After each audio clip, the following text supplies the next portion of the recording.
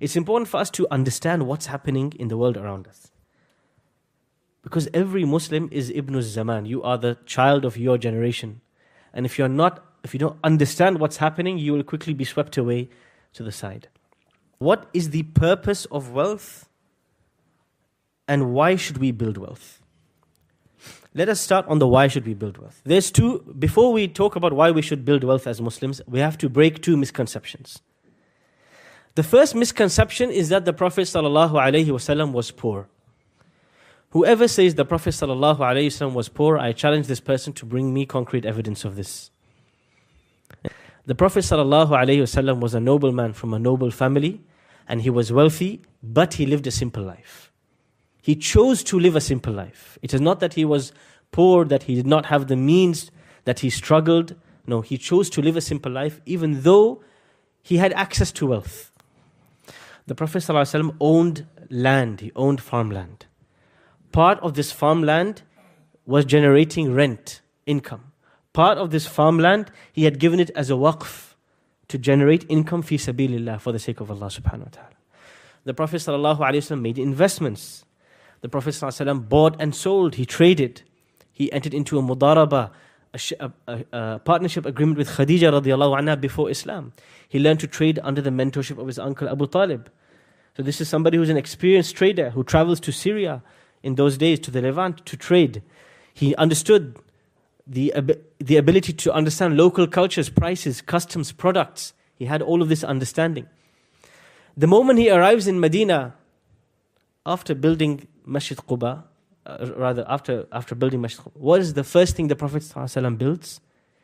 One apartment for each of his wives. Property. He gave importance to these things. This is the first misconception. For us to think the Prophet ﷺ was a poor, financially illiterate person, this is a lie against the Messenger ﷺ.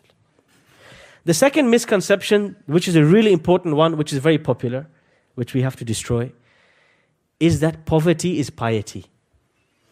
If somebody is poor, that means, mashallah, this person is righteous, going to Jannah. This is not the case. The Prophet ﷺ, he informs us that wealth is a test, absolutely. And he also informs us that the people who have less, they tend to be the people who are more conscious of Allah because they have less material tests. They're able to focus on the worship of Allah, and they're able to give less importance to these things. That doesn't mean that if you take an average person who's poor, an average person who's rich, the poor person is 100% more righteous. Not necessarily. From the 10 people promised paradise, 8 or 9 of the 10 people promised paradise were business people, were traders, well-known traders, who were wealthy. They were affluent, they were not poor. So let's hear, who are the 10 promised paradise? Al-Ashara al-Mubashirin bil-Jannah. Go on. Okay, khalas. Abu Bakr, Abu Bakr Siddiq, Umar bin Khattab, Uthman bin Affan, Ali ibn Abi Talib. 3 out of 4 of them were traders. They bought and they sold. They were businessmen. Okay, who's going to give me other names?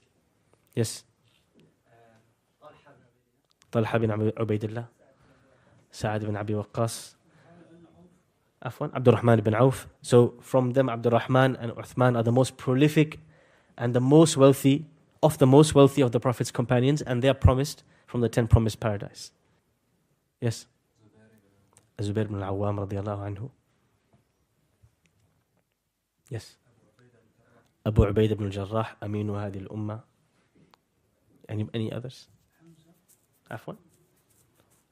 Hamza ibn Abdul Muttalib. We would not consider him from those 10, but definitely somebody who died as a martyr. Yeah.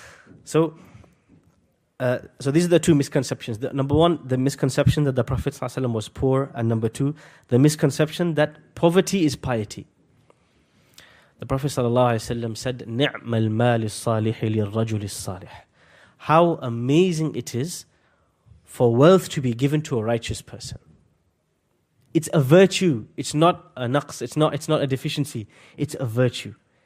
It's something that, it's not just that we can say, oh, there's nothing wrong with you wanting to be wealthy. Rather, it is virtuous and recommended and rewardable for you to be wealthy, but you got to go into it with the right intention.